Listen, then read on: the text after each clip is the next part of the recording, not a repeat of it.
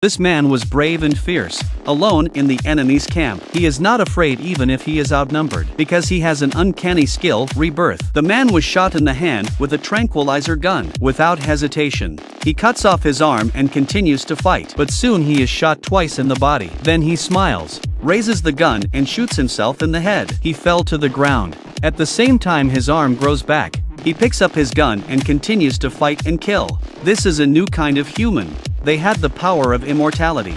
They were called subhumans. 2 days ago, Jack was in a car accident on the road. Blood was spilled all over the floor, but he got up in full view of everyone. He was instantly recognized as a subhuman. He was the third subhuman ever found in Japan. The Japanese government then took Jack to a laboratory, claiming to protect the subhumans. But in fact, they began a brutal research project. They wanted to unlock the secrets of the subhumans. Since then, Jack has lived a life worse than death. Scientists experimented on him constantly. He was fixed to an operating table. He was dismembered without anesthetic. If he runs out of life, they would simply smash him to death. Then they wait a few moments for Jack to come back to life. They continued their research, and so Jack lived 2 days in purgatory. He became an experiment that could be reborn indefinitely. Although he could be reborn, he also felt pain. The pain of being dismembered was imprinted in his mind. Luckily, he only had 2 days of this life, because here comes Kenny. He was the first subhuman to be found in Japan. He stormed the research lab to save him. After taking care of the guards, Kenny found Jack and told him what he'd been through. He had been subjected to this inhuman torture for over 20 years, from birth as a baby until he grew into a strong man. He spent every day in pain and rebirth. The government didn't treat the subhuman as a human being. Kenny invited Jack to fight with him and seek revenge. Kenny handed Jack the gun in his hand. He told him to kill the scientists in front of him. Jack couldn't do it. His humanity was still intact. Kenny didn't hesitate to shoot the man in front of him. He said he liked the feeling of killing. Jack told Kenny that he was a killer. To save the other 2 scientists, he shot Kenny. He took the 2 scientists and ran away. They ran to the stairs. Kenny came after them.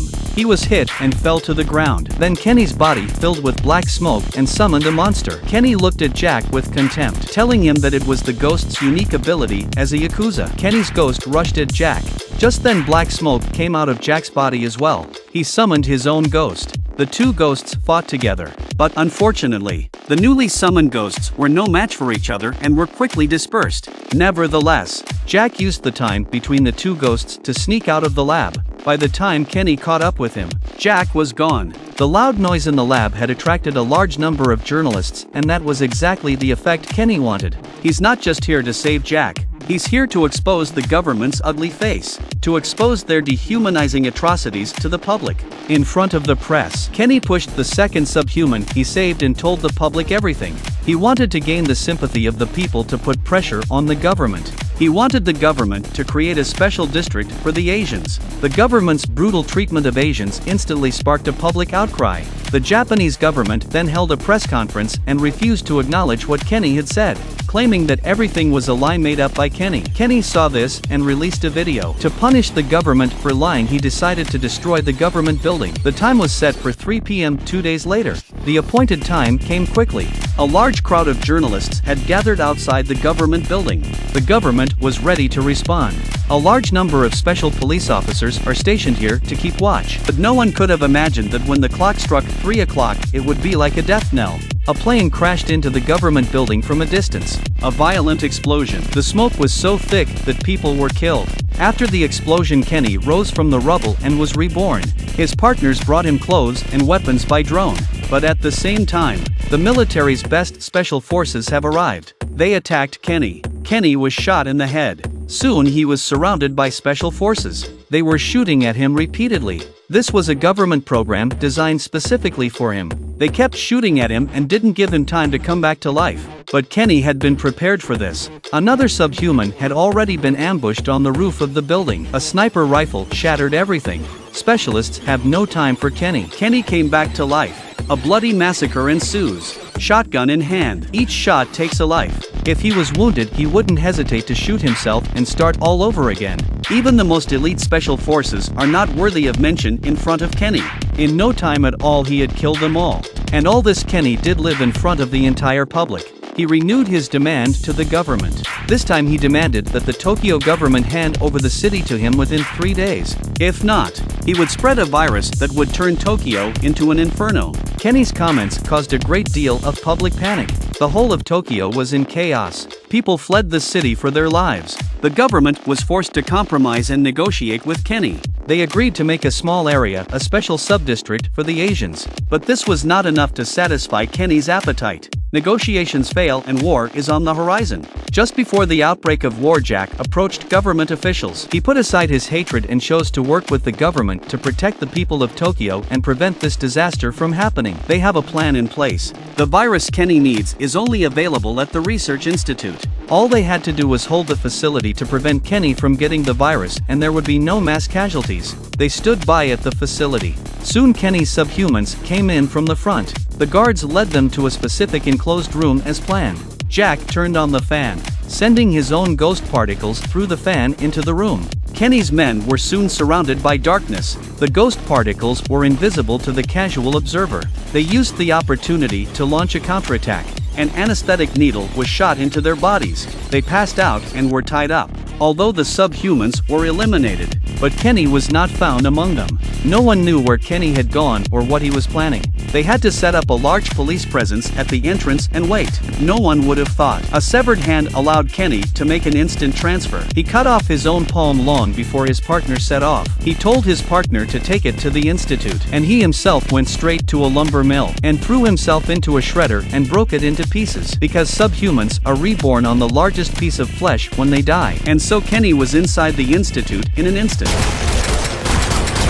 Kenny quickly took care of everyone. He cut off the director's hand and successfully unlocked the virus. He made his way to the top tarmac and tried to get on a plane to leave. Jack came to kill him.